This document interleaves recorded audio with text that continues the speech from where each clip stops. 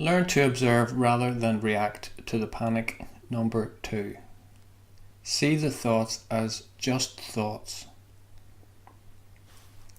We tend to identify completely with our thoughts, and that causes us a lot of problems. So we imagine that whatever we're thinking must be how life actually is. If we're thinking it, that's how it is. That's what we imagine. But actually, it's possible to step back and observe thoughts as they arise. This then gives you a sense of being slightly separate from your thoughts.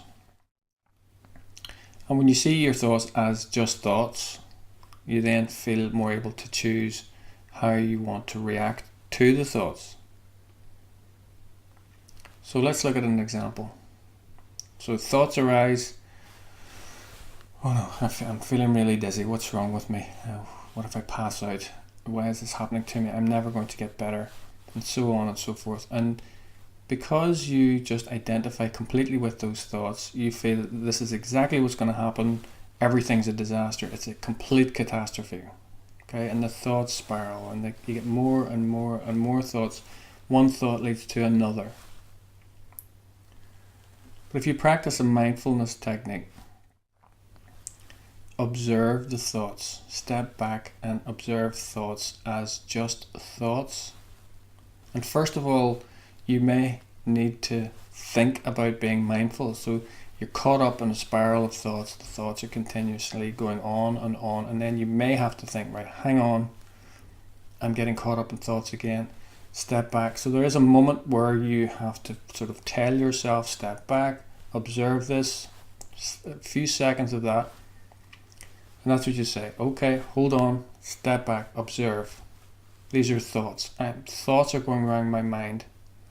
They're gathering a life of their own, and I'm getting caught up in them. I can see that now. So step back, let the thoughts happen.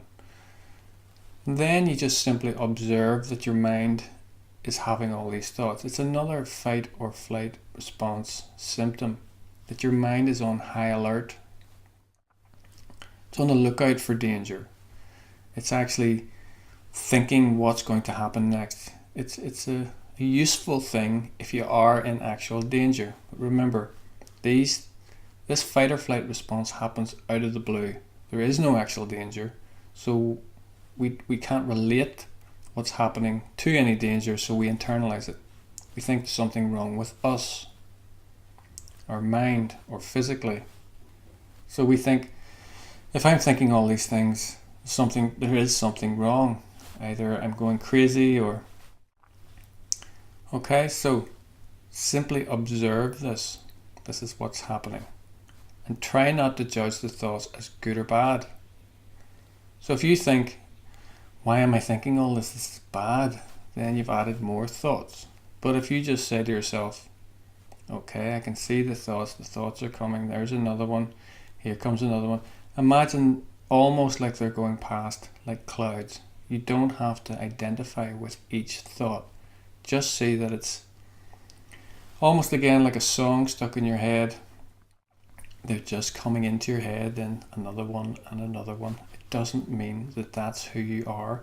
It doesn't mean that you're in any actual danger. It just means that you've just got caught up in anxious thinking. So when you step back and you see thoughts as just thoughts, then you stop fueling the thoughts.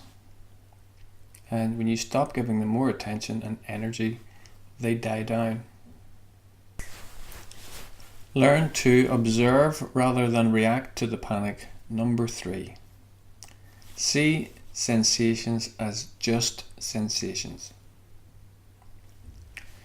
So when we focus on sensations and symptoms that arise due to the fight or flight response, you can see that we often misinterpret and catastrophize. What is happening to me? What is this feeling? There must be something seriously wrong with me. On the other hand, if we try to block out the sensations, so we distract ourselves so much that we're trying not to think about the sensations, we still have a fear of the sensations. And that eventually leads back into more anticipatory anxiety and further panic attacks. more sensations. So mindfulness enables us to experience the sensations, but without adding misinterpretation and catastrophization. And because we're able to experience the sensations and we're not distracting ourselves away from them, this helps to desensitize us to the sensations, because then we get to see that nothing actually happens. So let's look at an example. So sensation, tingling in fingers or your arm. So you get this tingling sensation in your fingers and your arm just out of the blue, and it's a horrible feeling. And then you start worrying about it and you focus all your attention on the tingling. And because you've just taken all your attention away from everything else, just zoomed in on these sensations, and obviously they'll increase because you're now focusing all your attention on the sensation, and when you do that, the sensation increases. Or again, if you try to block it out by focusing elsewhere, you still have a fear of it because you'll be going, "Ooh, I didn't like that, I hope that doesn't come back, I wonder what that was." So it doesn't really help. So mindfulness, on the other hand, we allow ourselves to experience the tingling as part of our overall experience. Okay, so, and it's just a sensation. We try not to judge it as good or bad. All right, so you just feel it. Where is it in your arm? It's tingling. Don't judge it as, "Oh, that means there's something wrong." You're just realizing that it's just feelings, sensations. It's maybe throbbing. Is it hot? Is it cold? Where is it in your arm? It's just sensation. All right, and it might be unpleasant, but nothing's happening because it's harmless. And when you allow yourself to do this, and you're not adding further misinterpretation, you're not catastrophizing, but also at the same time you're not focusing all your attention on this sensation, because you're maybe taking in the room, sounds, smells, objects. All right, feel your feet on the floor as well. So you're back into the room and there's this sensation. Can you see that that's somewhere in the middle now? So look at the cartoon. Okay, first cartoon, tingling sensation. Oh no, this feels bad, maybe I should see a doctor. Misinterpretation, catastrophization, increase in the sensation. Second cartoon, he's just going to leave it as just a tingling sensation. Okay, feels weird, not very nice, but it's bearable. I mean, it's not really actually causing me any harm right now, except it feels strange, so I'll just try and let it be. Come back into the rest of my experience as well, realize that this tingling sensation is just part of a bigger picture. So you've got the room, stability of the room, sights, sounds, smells, tastes, feel yourself in your environment, and you've got this tingling sensation.